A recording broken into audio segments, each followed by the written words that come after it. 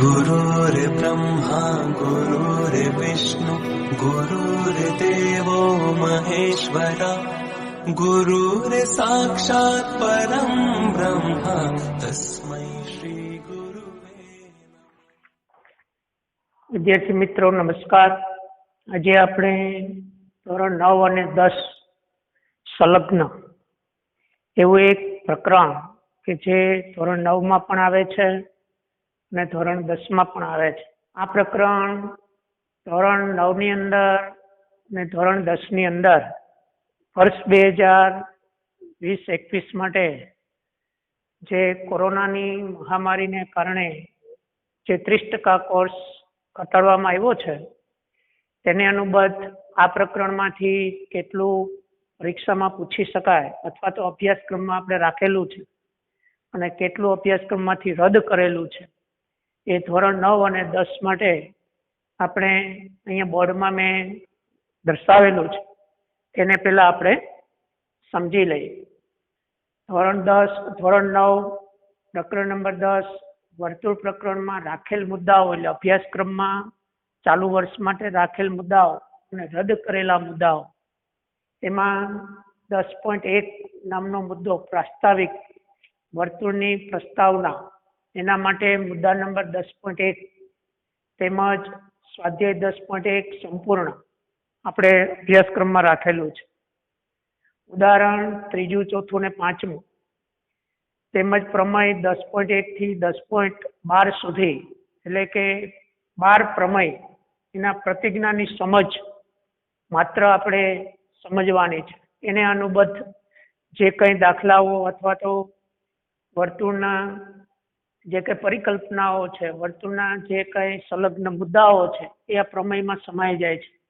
એટલે પ્રમેય નંબર 10.1 થી 10.12 ની માત્ર વિધાન કે આકૃતિ આપણે સમજી શકીએ એની સમજ આપવાની થાય છે અથવા એના સૂત્રો કે ભાઈ પ્રમેયની પ્રતિજ્ઞા શું કહે છે એના ઉપરથી વર્તુળમાં કયા કયા મુદ્દાઓનો ઉપયોગ કરીને દાખલાઓ ગણી શકાય. તેમજ સ્વાધ્યાય મુદ્દા નંબર 10.2 વર્તુળ અને સંબંધિત પદો. વર્તુળને સંલગ્ન કેટલાક પદો આપેલા છે: ત્રિજ્યા, વ્યાસ, જીવા, વર્તુળની છેદિકા, એકરૂપ વર્તુળો વગેરે સંબંધિત જે કંઈ પદો છે તેની સમજ. મુદ્દા નંબર 10.3 જીવા એ કોઈ બિંદુએ આંતરેલ ખૂણાઓ એટલે જીવા કોને કેવી અને જીવા દ્વારા વર્તુળ પર આંતરેલા ખૂણાનો સંબંધ એ મુદ્દા નંબર 10.3. મુદ્દા નંબર 10.4 કેન્દ્રમાંથી જીવા પર દોરેલો લંબ જે પ્રમેયની અંદર આપણે વિધાન આવશે એની સમજ એ મુદ્દા નંબર 10.4 માં છે. મુદ્દા નંબર 10.5 3 બિંદુમાંથી વર્તુળ કેટલા રચી શકાય, 3 બિંદુ સમરેખ કે અસમરેખ એના ઉપરથી વર્તુળની પરિકલ્પના કેવી બને છે તેનો મુદ્દાનો સમાવેશ થાય છે.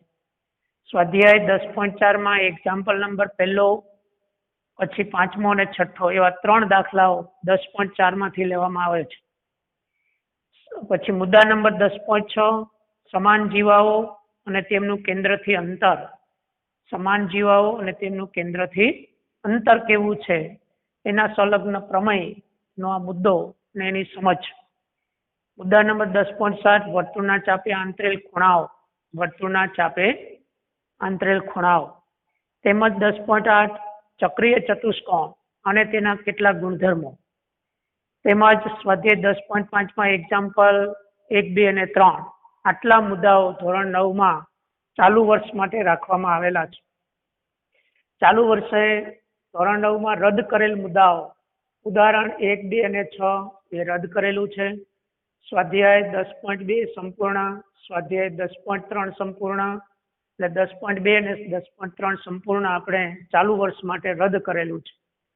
સ્વાધ્યાય 10.4 માં એક્ઝામ્પલ નંબર 2, 3 અને 4 તેમજ સ્વાધ્યાય 10.5 માં એક્ઝામ્પલ 4 થી 12 એટલે 1, 2, 3 રાખેલા છે જે આપણે અહીંયા જોઈ શકીએ કે 1, 2, 3 રાખેલા છે અને 4 થી 12 નામના દાખલાઓ આપણે 9 દાખલા કેન્સલ કરેલા છે. એટલે આ રીતે ધોરણ 9 માં ચાલુ વર્ષ માટે કયા મુદ્દાઓ પૂછી શકાશે અથવા કયા મુદ્દાનો અભ્યાસ કરવાનો છે અને કયા મુદ્દાનો અભ્યાસ આપણે ચાલુ વર્ષે નથી કરવા, પણ આની સમજ આપણે મેળવવી જરૂરી છે.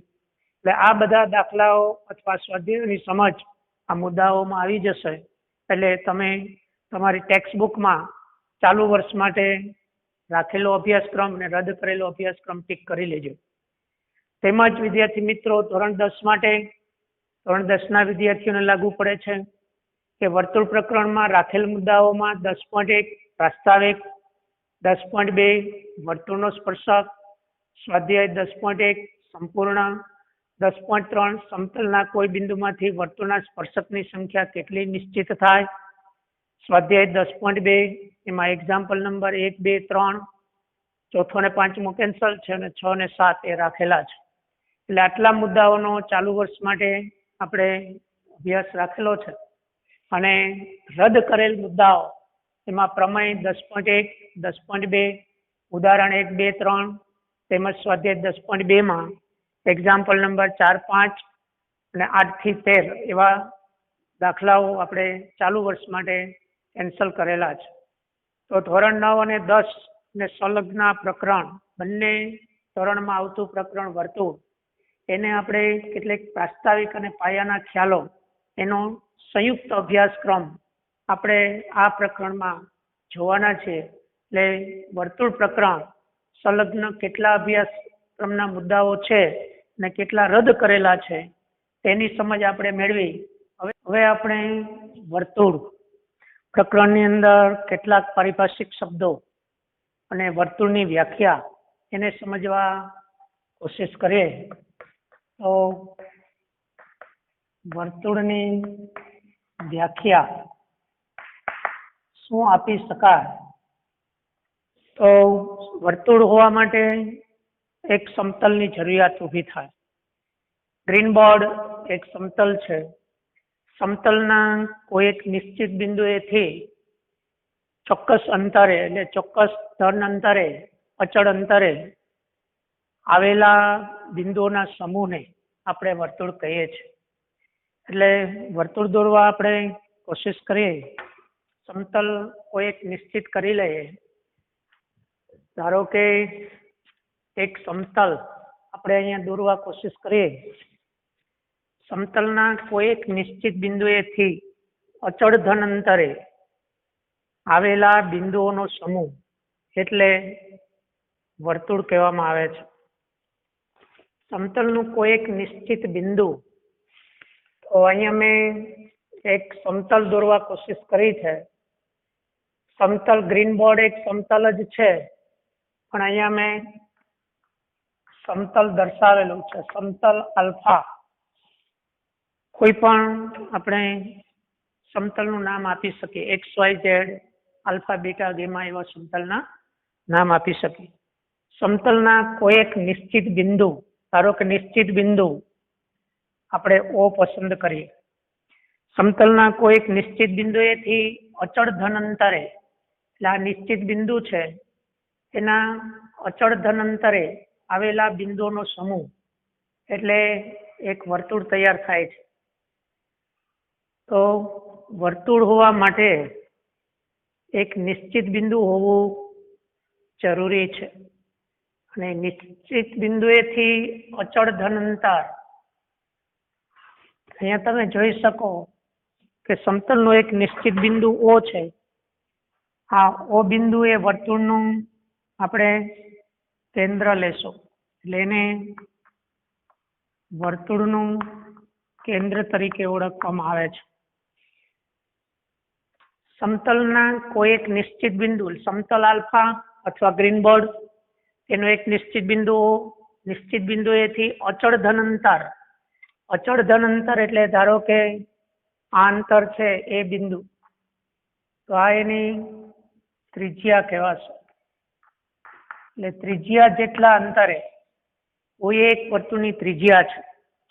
એટલે સમતલના કોઈ એક નિશ્ચિત બિંદુઓથી અચળ ધન અંતરે આવેલા તમામ બિંદુઓનો સમૂહ એટલે આપણે એને વર્તુળ કહીએ છીએ.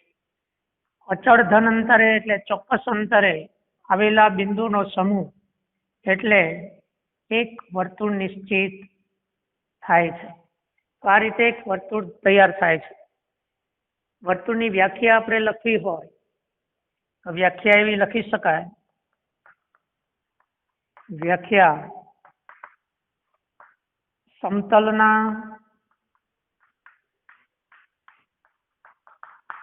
કોઈ એક નિશ્ચિત બિંદુથી અચળ ધન અંતરે આવેલા તે સમતલના બિંદુઓ ના સમૂહને વર્તુળ કહે છે. સમતલના કોઈ એક નિશ્ચિત બિંદુથી નિશ્ચિત ધન અંતરે, અચળ ધન અંતરે એટલે ચોક્કસ અંતરે આવેલા તે સમતલના બિંદુઓના સમૂહને આપણે વર્તુળ કહીએ છીએ. એમાં આપણે જોઈ શકીએ કે વર્તુળ દર્શાવવા માટે ઓ કેન્દ્રિત અને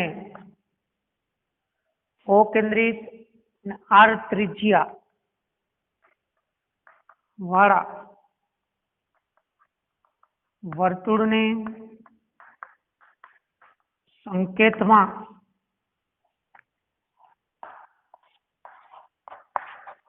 આ રીતે લખાય છે.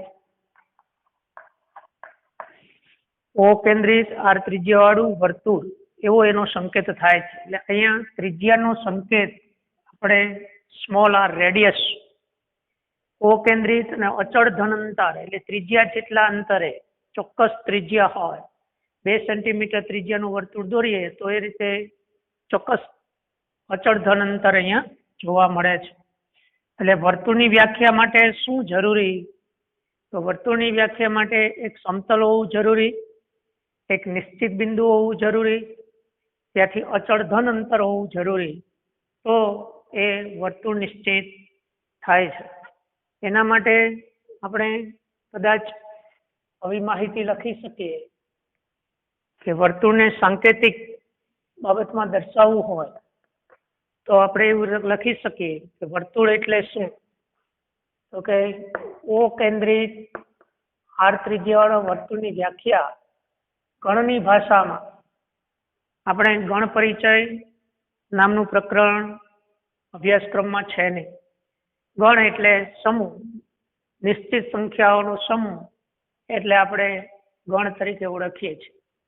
તો અહીંયા ગણ છગડીયા કૌંસમાં એવા બિંદુનો સમૂહ, ઓ કેન્દ્રિત આર ત્રિજ્યાવાળું વર્તુળને આપણે ગણની પરિભાષામાં લખવું હોય તો એવું લખી શકીએ કે અહીંયા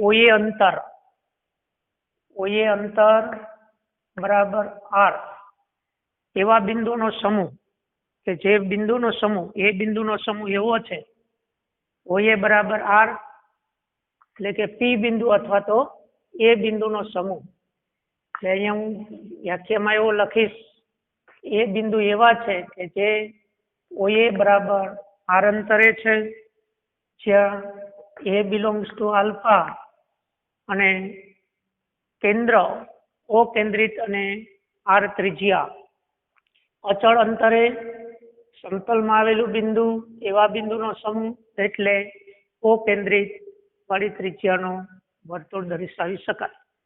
એટલે ઓ કેન્દ્રિત આર ત્રિજ્યાવાળા વર્તુળમાં બિંદુનો સમૂહ એવો છે કે જ્યાં અચળ અંતરે અને સમતલમાં આવેલું કોઈ એક નિશ્ચિત બિંદુ ઓ બિલોંગ્સ ટુ આલ્ફા છે એવું પણ લખીએ. એ બિલોંગ્સ ટુ આલ્ફા અને ઓ બિલોંગ્સ ટુ પણ આલ્ફા.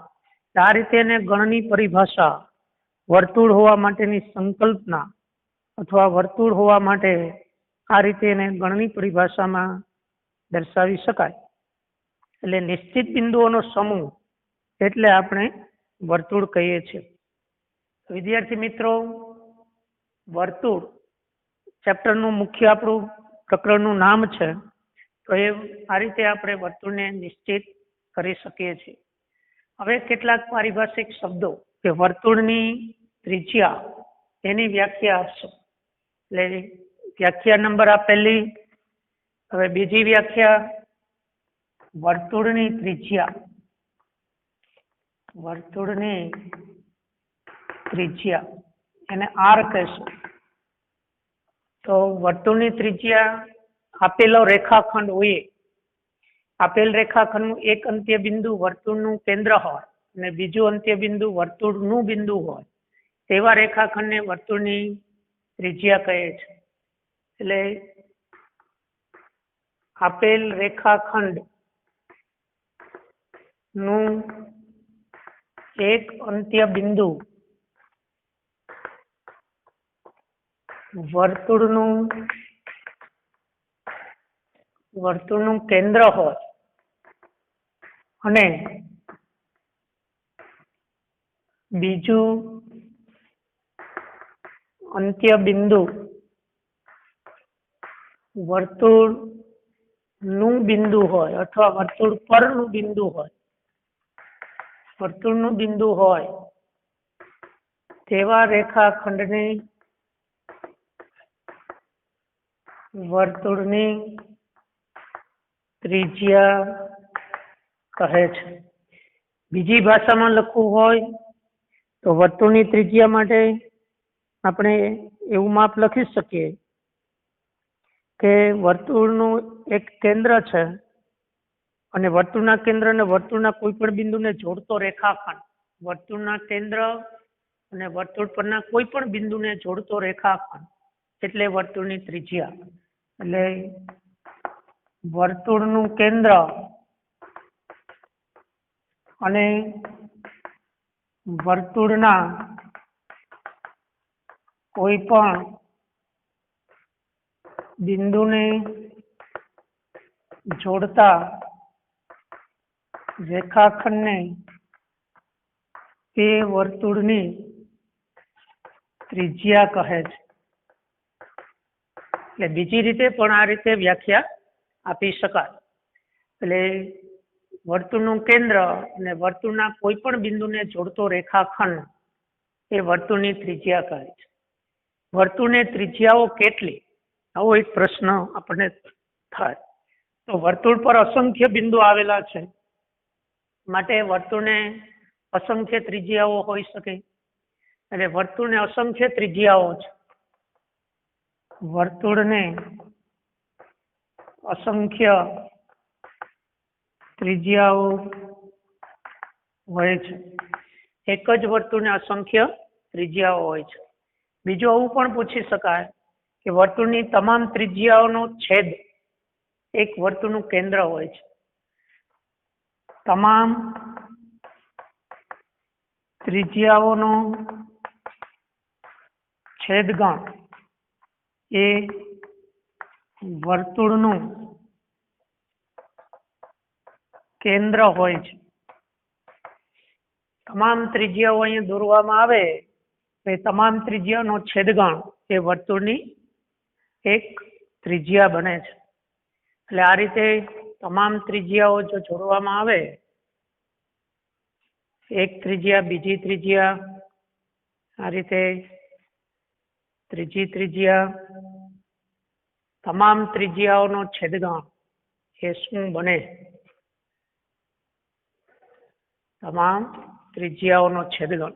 આ ઘણી બધી ત્રિજ્યા, OA ત્રિજ્યા, ધારો કે OB ત્રિજ્યા, OC ત્રિજ્યા, OD ત્રિજ્યા, એવી ત્રિજ્યાઓ છે. તમામ ત્રિજ્યાઓનો છેદગણ એક વર્તુળનું કેન્દ્ર હોય છે. એટલે વર્તુળની ત્રિજ્યાની વ્યાખ્યા આપણે આ રીતે આપી શકીએ. એને સંજ્ઞા આર તરીકે, સ્મોલ આર તરીકે દર્શાવવામાં આવે, એને રેડિયસ કહેવામાં આવે છે. ત્રીજી એક વ્યાખ્યા અહીંયા વર્તુળની જીવા, વર્તુળની જીવાની વ્યાખ્યા. વર્તુળની જીવા કોને કહેવી? કે વર્તુળના કોઈ પણ બે ભિન્ન બિંદુને જોડતો રેખાખંડ એટલે વર્તુળની જીવા. વર્તુળના કોઈ પણ બે બિંદુને જોડતો રેખાખંડ, A અને D ને જોડતો રેખાખંડ એ વર્તુળની જીવા છે. C અને D ને જોડવામાં આવે તો એ પણ એક વર્તુળની, ધારો કે B અને C ને જોડું તો આ એક વર્તુળની જીવા છે. એટલે વર્તુળની જીવા, ધારો કે વર્તુળની જીવા અહીંયા ABC તરીકે મેં દર્શાવી છે કે વર્તુળના કોઈ પણ બે ભિન્ન બિંદુને જોડતા રેખાખંડને તે વર્તુળની જીવા કહે છે. એટલે વર્તુળના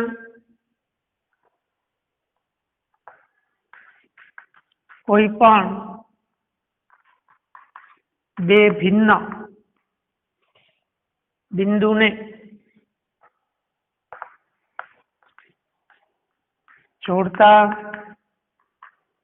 રેખાખંડને તે વર્તુળની જીવા કહે છે. વર્તુળના કોઈ પણ બે ભિન્ન બિંદુને જોડતા રેખાખંડને તે વર્તુળની એક જીવા તરીકે ઓળખવામાં આવે છે. હવે નંબર 4, વર્તુળનો વ્યાસ.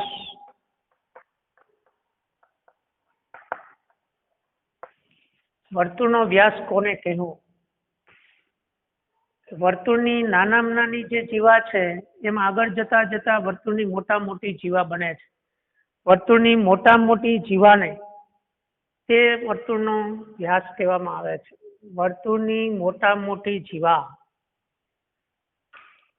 અથવા વર્તુળના કેન્દ્રમાંથી પસાર થશે એ જીવા એ વર્તુળની મોટા મોટી જીવા હશે. આ જીવા નાની છે, જેમ જેમ કેન્દ્ર તરફ આગળ વધશે જીવા તેમ વર્તુળના કેન્દ્રમાંથી પસાર થશે મોટા મોટી જીવા હશે. એટલે એને આપણે એનો વ્યાસ તરીકે ઓળખીએ છીએ. એટલે અહીંયા જે આપણને આપ્યો છે વ્યાસ, એ વ્યાસ AD છે અને અહીંયા એ જીવા છે, જીવા એ BC છે. એટલે વર્તુળના વ્યાસની વ્યાખ્યા વર્તુળના કેન્દ્રમાંથી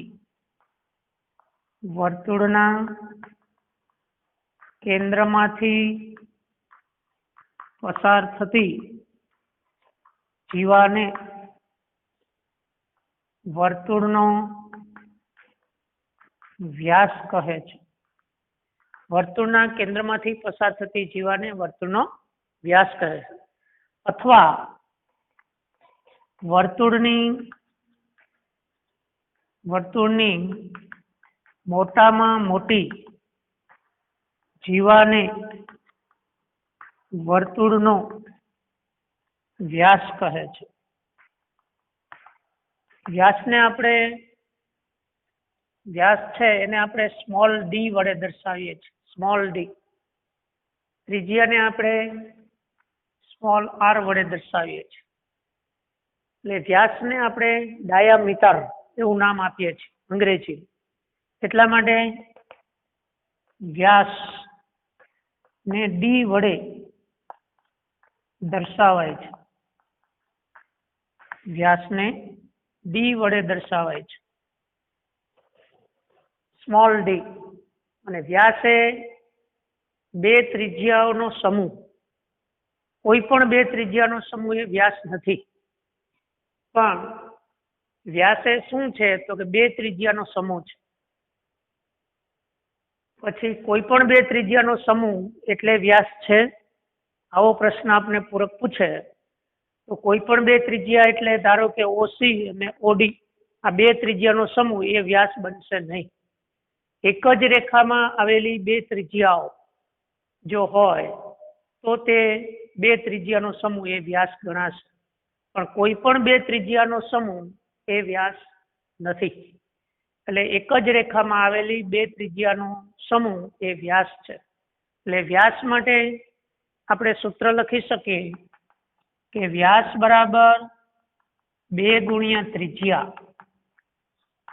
વ્યાસ બરાબર 2 ગુણ્યા ત્રિજ્યા એટલે D બરાબર 2R એવું એક સૂત્ર બને છે. એટલે વ્યાસ બરાબર 2 ગુણ્યા ત્રિજ્યા. વિદ્યાર્થી મિત્રો ખાસ એક નોંધવા જેવી બાબત અહીંયા તમે લેજો કે કોઈ પણ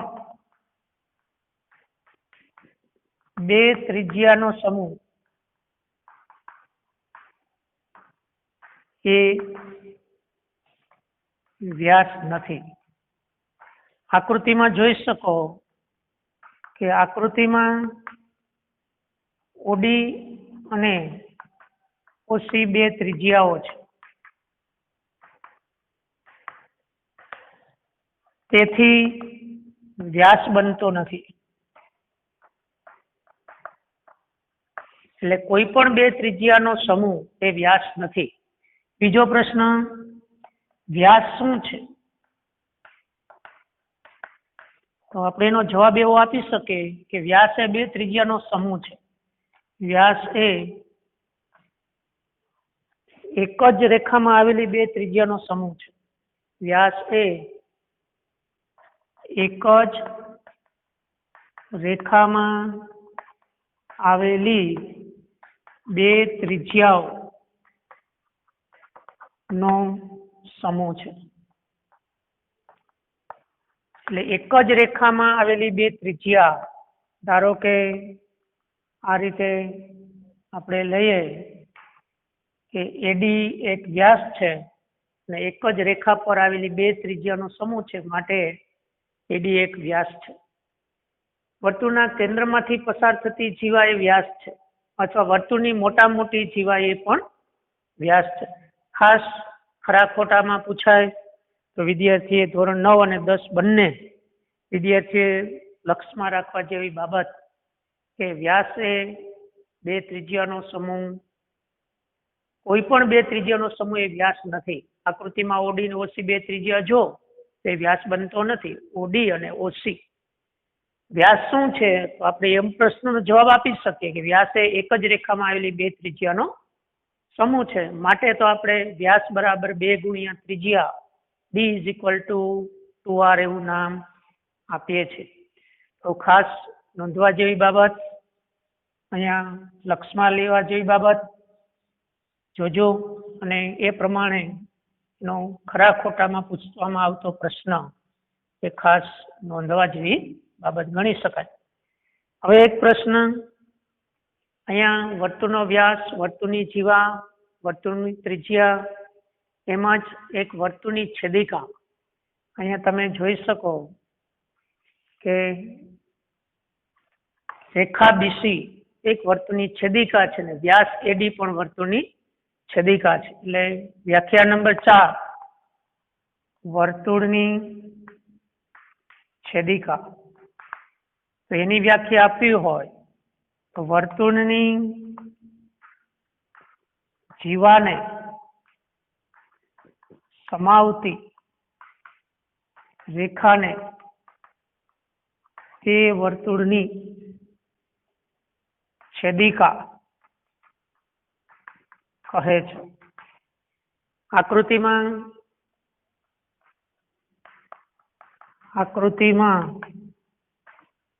રેખા બીસી અને એડી બે છેદિકા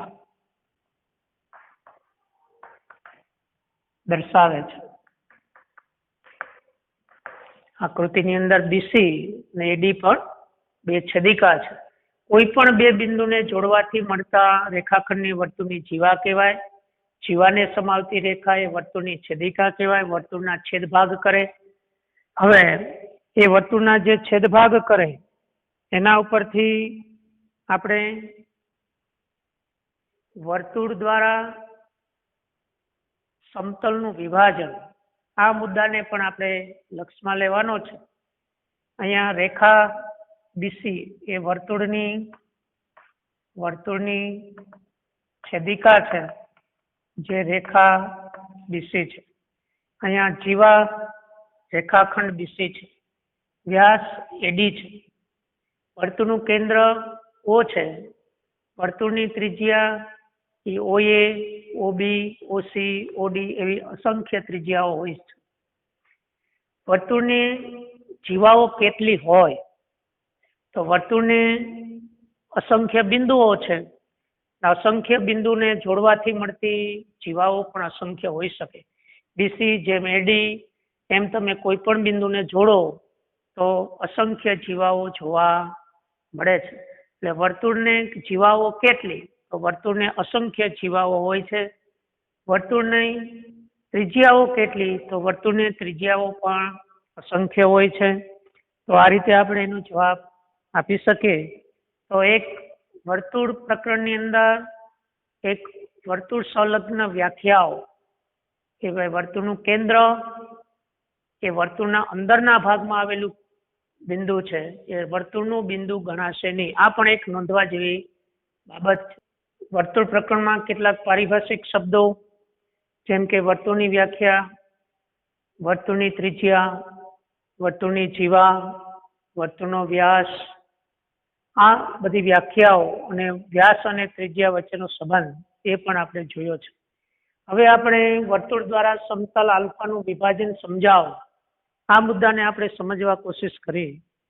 તો વર્તુળ ઓ કેન્દ્રિત વર્તુળ ને આર ત્રિજ્યાવાળા વર્તુળ દ્વારા સમતલ આલ્ફાનું 3 ગણોમાં વિભાજન થાય છે. એટલે ઓ કેન્દ્રિત આર ત્રિજ્યાવાળા વર્તુળ દ્વારા સમતલ આલ્ફાનું 3 ગણોમાં અથવા સમૂહમાં વિભાજન થાય છે. જેમ કે વર્તુળનો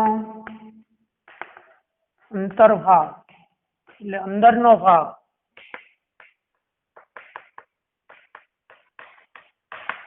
વર્તુળનો અંદરનો ભાગ કોને કહેવું કે ત્રિજ્યા કરતા ઓછા અંતરે આવેલા બિંદુઓનો સમૂહ એટલે વર્તુળનો અંદરનો ભાગ. જ્યાં OA લેસ ધેન R એટલે કે OA લેસ ધેન R હોય ત્યારે વર્તુળના આવેલા બિંદુઓ એ વર્તુળના અંદરના ભાગમાં આવેલા બિંદુઓ ગણાશે.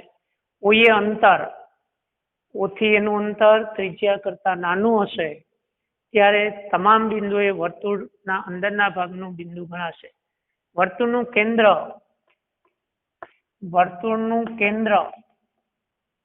એ વર્તુળનું બિંદુ નથી,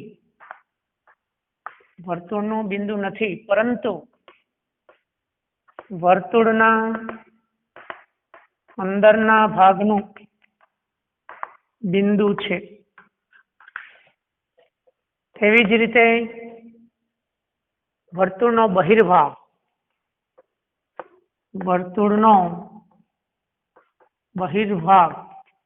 એટલે બહારનો ભાગ તો ત્રિજ્યા કરતા વધુ અંતરે એટલે કે OA ગ્રેટર ધેન R હોય ત્યારે આવેલા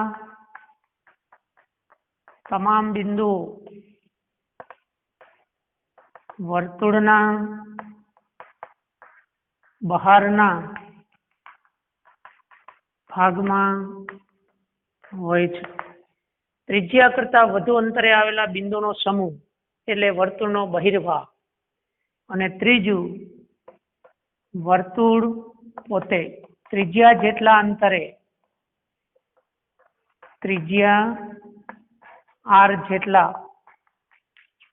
અંતરે આવેલા સમતલના બિંદુ એટલે વર્તુળ પોતે. એટલે સમતલ આ વર્તુળ દોરવામાં આવ્યું તો વર્તુળનું દ્વારા સમતલનું વિભાજન 3 ભાગ કરે છે. કોઈ પણ વર્તુળ છે, આ ગ્રીન બોર્ડ છે તો ગ્રીન બોર્ડ નું કેટલા ભાગોમાં વિભાજન થયું અહીં વર્તુળ દોર્યું તો તમે જોઈ શકો કે અહીંયા જે આંગળી મૂકી છે તે વર્તુળનો અંદરનો ભાગ ગ્રીન બોર્ડ દેખાય, વર્તુળનો બહારનો ભાગ ગ્રીન બોર્ડ દેખાય, અને આ વ્હાઇટ ચોકની નીચેના ભાગમાં પણ ગ્રીન બોર્ડ હોય એ વર્તુળનું બિંદુ છે. એટલે 3 ભાગોમાં વિભાજન થાય છે એવું આપણે કહી શકીએ. એટલે વર્તુળ દ્વારા સમતલનું 3 ભાગોમાં વિભાજન થાય છે, જે આપણે અહીંયા આકૃતિ સહ જોવામાં આવ્યું છે. તો આશા રાખું છું કે તમને આટલા પાર્ટ એ ધોરણ 9 અને 10માં એ સરખા ભાગો જે અહીંયા આપેલા છે તેનો આપણે પાર્ટ નંબર 1 ધોરણ 9 અને 10 બંનેને ઉપયોગી એવા કેટલાક પારિભાષિક શબ્દોનો અભ્યાસ આપણે અહીંયા કરેલો છે. ફરી પાછા આપણે પાર્ટ નંબર 2 માં મળશું ત્યારે ધોરણ 9 માટે વર્તુળ, ધોરણ 10 માટે વર્તુળ એ બંનેનો અલગ અલગ વિડીયો આપણે ત્યારે જોવાનો થાય છે. આ કોમન પાર્ટ નંબર 1 એ ધોરણ 9 અને 10 બંનેને લાગુ પડે છે.